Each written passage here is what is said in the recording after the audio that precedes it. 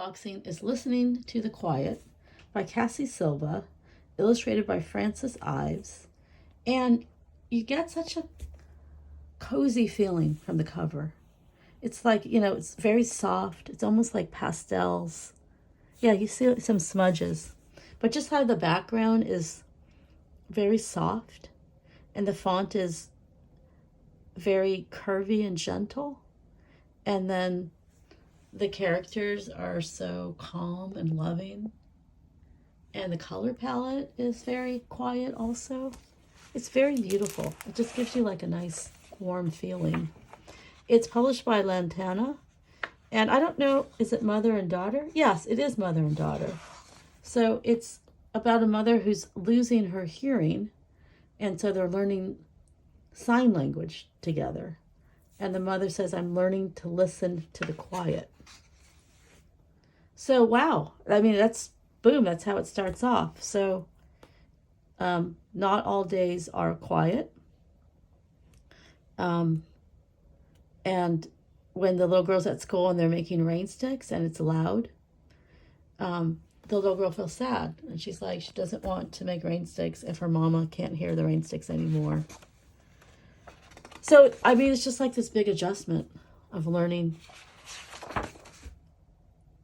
And it looks like the mother is just learning new skills as she is losing her hearing. And here she's learning to hear through vibrations. And that gives the little girl an idea. So if she can't hear the actual music with her ears, there's other ways for her mother to enjoy the music. And also look like everyone's learning sign language.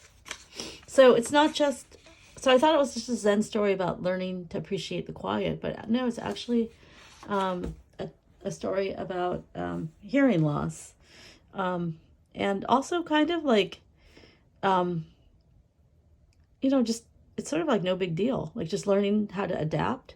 Like at my school, we have understanding our differences. Like when my kids went to elementary school and the parents are able to volunteer, and you just it's a whole program to teach kids about all kinds of differences, including, neurodiverse or, disabilities like hearing loss.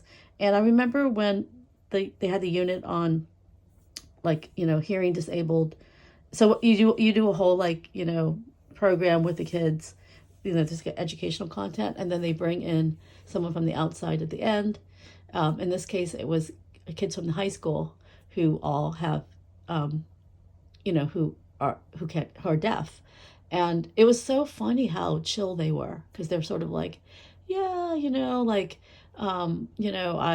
good kids would ask like, well, how do you wake up in the morning? They're like, well, I set the alarm on my phone to vibrate, and it, I put it under my pillow and it wakes me up. But sometimes my phone dies and then, it doesn't go off. And they're kind of like, no big deal. And they're kind of like, yeah, sometimes I can't, I go to a movie and I watch the subtitles, or, or sometimes, or I have like a hearing, I have a device that helps me hear, but sometimes the batteries are dead. And then they're like, no big deal. They're just kind of like, oh, what's it like? They're like, oh, it's just quieter, And they're kind of like, it is kind of nice, And it was like, just the way, because there was two of them, it was a girl and a boy, maybe even three of them. And they were all kind of like nonchalant about it. Like, yeah, it's no big deal. Like, we don't miss out on anything. We can do anything that everyone else can do that is hearing, abled.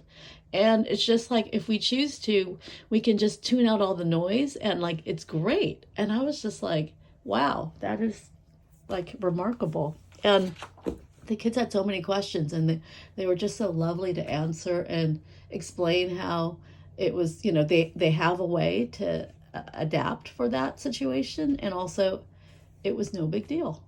But anyway, this book also gives me that same vibe. It's like, you know what, like, the mother, she's like, it's happening to her and she's accepting it, but also learning all these skills to basically not really feel like she's losing that much. And I think that attitude also helps her daughter feel like it's not a calamity. You know what I mean? But anyway, what a beautiful story presented in such a, you know, in such an empowering way.